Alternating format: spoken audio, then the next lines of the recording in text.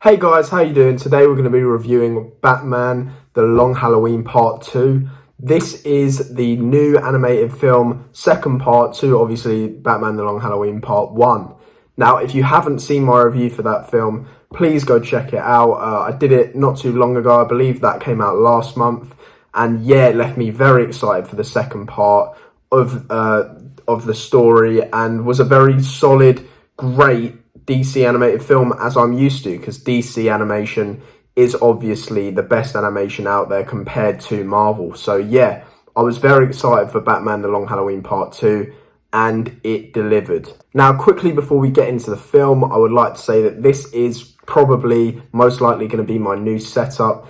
This is as I've moved my whole room around, my whole setup. So yeah, this is probably what the setup will be like from now on for reactions and for reviews.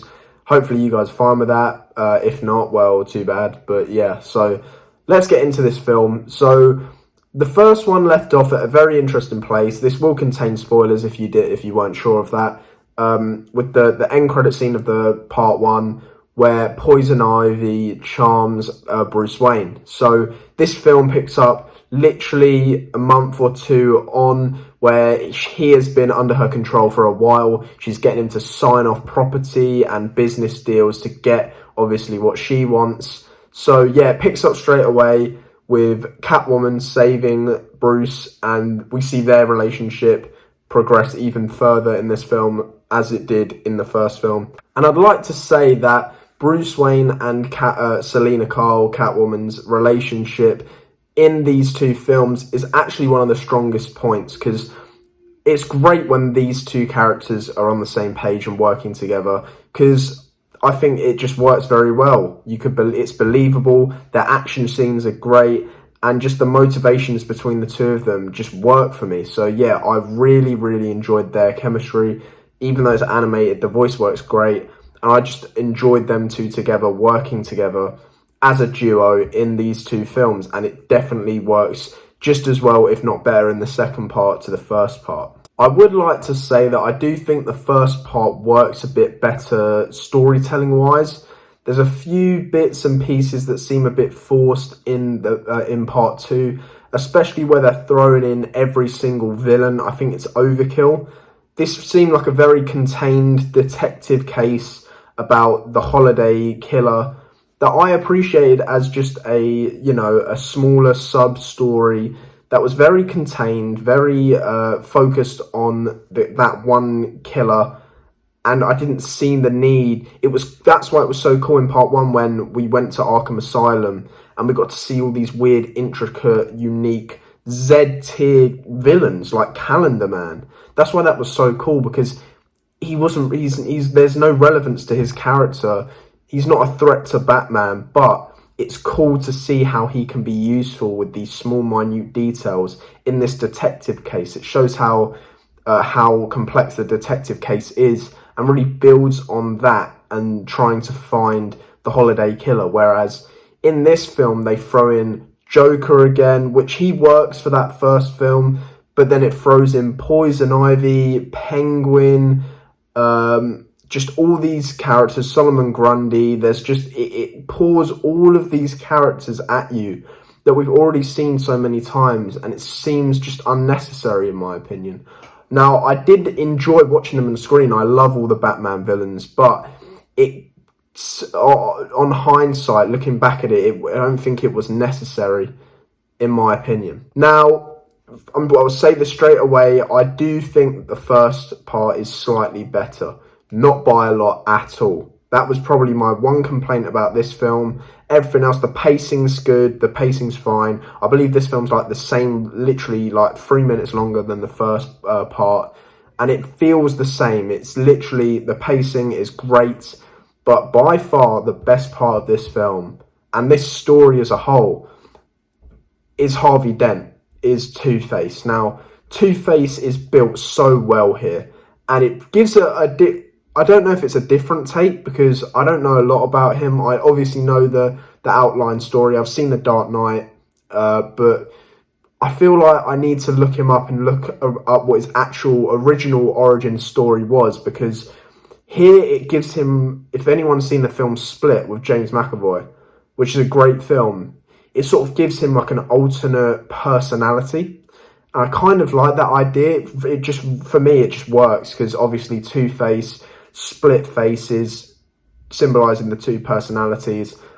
I like that idea, and the fact that he literally cannot control it, it just takes over and he doesn't have a clue what's going on. It's sort of like a blackout. Like in the original Suicide Squad film, not the new one, which I will be reviewing when I see it. I'll see it very soon and give you my thoughts. But if you remember that first Suicide Squad film, Enchantress and Dr. Moon, she would have to switch and she wouldn't be in control. That's sort of what I got from the Two-Face from this story, and it's a great twist because it shows that he has sort of been linked for longer than we think, and it shows that Harvey Dent is really not his fault. He's not in control, which is sad, but it does a great job at showing you this and hinting at it, and I just think that character is handled very well. He comes across as more menacing than the Joker at points. Like, it's actually hard to believe, and the voice work for Joker is great in this. Sounds a lot like the Mark Hamill Joker from the animated series, but yeah, I think Two-Face comes across just as intimidating as Joker in this. Very raspy, very calculating, very in control. With all of these other villains, he stands out, and that's really impressive because Two-Face, if I hadn't seen this, would have just, to me, been another one of the subpar villains behind Joker, and I think he held his own here. So yeah, I really, really enjoyed Harvey Dent in this film, and he was definitely a standout. Now, eventually we do find out who the Holiday Killer is, and I do think that although it works within the continuity of the film and part one, it just felt so rushed to me. Now, I get it, it makes sense, it works within the film, it doesn't contradict its own law, it works, it fits, but it's just not as exciting and interesting as I'd hoped it would be. Now, they really build on this Holiday Killer character throughout the whole of that first film, really focus on that, set it up, blah, blah, blah. Oh, we finally find out it's this member of the family, makes sense, and then it's not. Bruce Wayne was wrong, which is very interesting and great from that first film because so much in today's Batman films, he's just unstoppable. He's just great. He beats Superman. He can do all these things. We have yet to see him really fail majorly. And it's great that we saw that he, the world's greatest detective, failed. And I thought that was handled very well and misdirected us very well. And to find out in this film that it was just Harvey Dent's wife, they gave reasons, she gave her own monologue and all that, explaining it, but it wasn't that interesting, for me at least. But yeah, I thought overall this film was very, very good, a satisfying conclusion to the story. Harvey Dent steals the show, he makes this film. Obviously Batman's great, and with Catwoman as well, their relationship is great. And I just thought it was a great conclusion. Now, I just want to touch on the post-credit scene. It sort of sets up Justice League members. They come in, it's Flash and Green Arrow, if I remember correctly. I don't know what that sets up for. Is there going to be another upcoming DC project with those characters in it? Because I know as far as this comic book adaptation of The Long Halloween, it's finished. So I don't know how they're going to come into play. So yeah, I'm very interested about that. But other than that, I just thought that this was a great ending to the story. And yeah, so I'm going to give Batman The Long Halloween Part 2 an 8 out of 10. I thought it was a very solid conclusion, a great film. Just a smidge worse than Part 1. Part 1 was phenomenal. I believe I gave that a 9. So yeah, and if I didn't, it should be a 9. So yeah, thank you guys for watching. Let me know your thoughts on these two films, if it lived up to the comic book in your opinion. Like, subscribe, and yeah, I'll see you in the next video. Bye guys.